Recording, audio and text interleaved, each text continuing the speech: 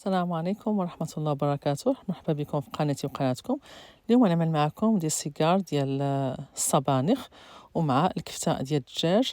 طريقة سهلة في التحضير ديالها وتيجي ولدات ما تشبعوش منهم. تعملوا واحد الكمية، ممكن تعملوا كمية مهمة وتحتفظوا به في الفريزر أو المجمد. الساعة اللي تبغيو خرجوه مباشرة، يا تقليوهم يا تستعملوهم في الفران أو لا تحمروهم في القلاية الهوائية.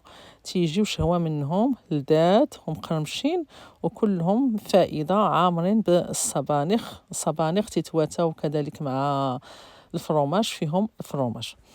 بالنسبة للطريقة ديال التحضير، هنا خديت تاخدو مقلة كبيرة ولا طنجرة، نديرو فيها بصلة. أنا عندي هنا واحد البصلة كبيرة، غادا نشحرها في زيت الزيتون. ممكن نزيدو حتى هذا شوية ديال الزبدة، شحرتها مزيان.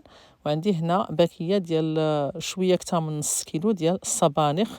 الوراق ديال الصبانخ تتكون مجمدة، فهي اللي غادا نستعمل. تتجي رائعة هاد الوصفة مباشرة من الفريزر. حطوها في المقلة أو الطنجرة.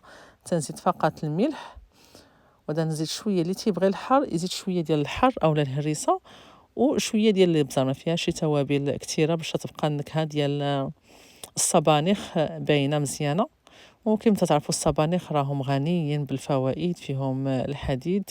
يعني هذا الورقيات كلها تتكون مفيدة بزاف للصحة. غادا نغطي عليها نخليها تنزل مزيان. دابا نزلات هاد الصبانخ تشحرات مزيان، ما تيبقاش كاين الماء وتتشحر مزيان. ما تتقبلش الوقت كتير هي باش تنزل. وهنا عندي واحد هذا شويه ديال كفته ديال الدجاج، غادا نشحرها في نفس المقله، ما نستعملش مقله واحده اخرى. فغادا نستعملها تما. غادا نقبط نشحرها هي هكذا بالسباتيلا، نحاول نقطعها شي شويه هكذا، نفرتتها. وغادا نزيد ليها كذلك التوابل ديالها، مع شويه ديال الزيت باش ما تلصق شي، شويه ديال زيت الزيتون ماشي بزاف. وبالنسبه للتوابل غادا ندير ليها كذلك شويه ديال الملح ضروري. ما تكثرش الملح بزاف لان الصبانخ تيكونوا شويه مالحين. وكذلك الفرomage شويه ديال الابزار ولا الفلفل الاسود. وحيت مستعملين هنا الدجاج تيبغي شويه هذا الثومه باش يتنكه. وكذلك شي شويه ديال السكينجبير، على عندكم هذا طري ممكن تحكوه، ولا هذا بودغ ممكن تستعملوا منه شي شويه. الدجاج تيتواتى معاه بزاف الثومه وسكينجبير. ونشحروا هاد الكفيته ديال الدجاج مزيان هكا. اي حاجه عندكم متوفره في الدار ممكن تضيفوها، يعني ماشي ضروري تكون الكفته ديال الدجاج. ممكن الكفته العاديه ديال اللحم او لا كفته ديال البيبي اللي متوفر عندكم، الواحد يمشي مع الساهل. صافي من بعد ما تشحرات هذيك الكفيته، غادا نخلطها مزيان هكذا مع الصبانخ باش نسجم جميع العناصر بعضياتها. وهنا تنكونوا مجهدين العافيه باش ما تبقاش كاين نهائيا الماء في هاد الحشوه، وما تخرجناش ما تتقطعناش الورقه الساعه اللي تنكونوا تنطيبوها. فتاكدوا يعني شحروها مزيان هاد الحشوه. وكاين هنا واحد لاستيس كاين اللي تيزيد شويه ديال النشا بالنسبه لهاد لي سيجار باش انه ما يخرجش الحشوه برا. وكاين اسيس واحده اخرى كاين اللي تيزيد واحد بطيطه هكذا تيسلقها الواحد وتيضيفها في الاخر، فتا هي ما تتخليش ان الحشوه تخرج. يعني انا ما كانش نشوفها عندي البطاطا هذيك الساعه، درت هي شويه ديال النشا وشحرو مزيان. دابا شحرو مزيان، ما تخليوش نهائيا الماء في هاد الحشوه. تجهدوا على العافيه. ولا عندكم كانت بطاطا تكون احسن، بطيطه وحده تسلقوها مزيان وتمعكوها وتزيدوها ماشي بزاف ما تتبانش. وهنا صافي في الاخر تطفيو وتضيفوا الجبن.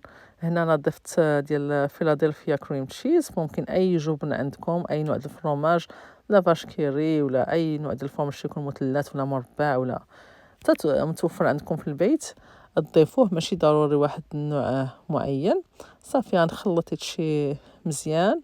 وهاد الحشوه من بعد نخليها على جنب حتى تبرد مزيان. عاد نقبض نعمر بها لي سيجار، ما نعمروش بها وهي سخونه. فأنا هنا تنخلط مزيان باش ينسجم هذاك الكريم تشيز مع العناصر مزيان. هنا الحشوة من بعد ما بردات مزيان خليتها بردات. أنا هذه هي الورقة تنستعمل الورقة ديال الشينوا، هذا هو النوع اللي تنستعمل أنا هنايا، هو اللي متوفر عندي. وتجيبيهم لي سيجار ممتازين، زعما عن تجربة سنين وانا تنستعمل هاد الورقة.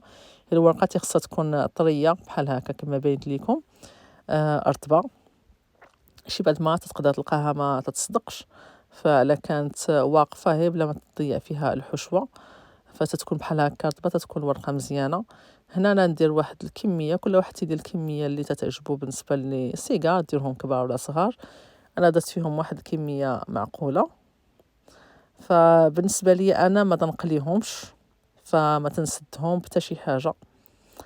كيف ما تيبان لكم هنا تنطوي الجوانب وتنرجع الحشوة بالصبعان لداخل وتنصافي تنلويها على شكل سيجار، وما تنسد بتا شي حاجة صافي، وتنستفها في الصينية. بالنسبة للناس اللي يقليوهم تتسدوهم بشوية ديال الماء والطحين، لان غادي تحلوا لكم على كنتو تقليوهم. هنا ممكن ديروا هذا 3 ولا 4 مجموعة وديروا الحشوة من بعد تبداو تلويو. فانا بالنسبة لي ما تحلوا لياش، لاننا نطيبهم غير في الفران اولا في القلاية الهوائية. بالنسبة للناس اللي تيقليو يسدوا بالماء والطحين، ضروري انكم تسدوهم.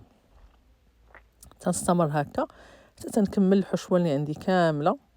فهنا تقريبا خرجوا لي هاد الحشوة، خرجت لي واحد 15 الحبة، فتبارك الله. هاد الحبات راهم كبار ديال لي سيغار ديال الصبانيغ، على عملتيوهم صغار تمشي لكم حتى شي 25 حبة هاد الحشوة. فممكن تحتفظوا بهم هكذا، تدخلوهم المجمد، تغطيهم بالبلاستيك، تخليوهم حتى يجمدوا مزيان، ومن بعد تجمعوهم في واحد البلاستيك غذائي ديال المجمد وتحتفظوا بهم.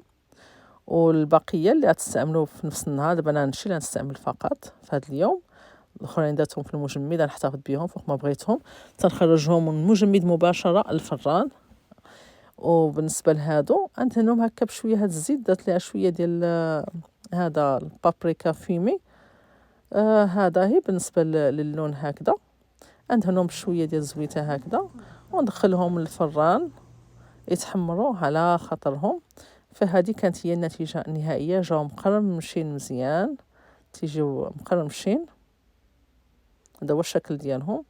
تتقدر هكاش بعد ما تخرج لكم الحشوة من الجنب ولا هذا، بقاو قلبوهم من على هذاك الجنب تتسد.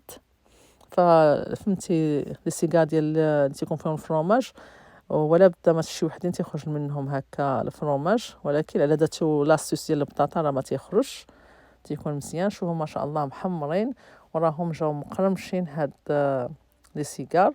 نتمنى تجربوا الوصفه، ردوا عليا في التعاليق الراي ديالكم. شكرا على المشاهده، والتقي بكم في فيديو قادم، وصفه قادمه بحول الله.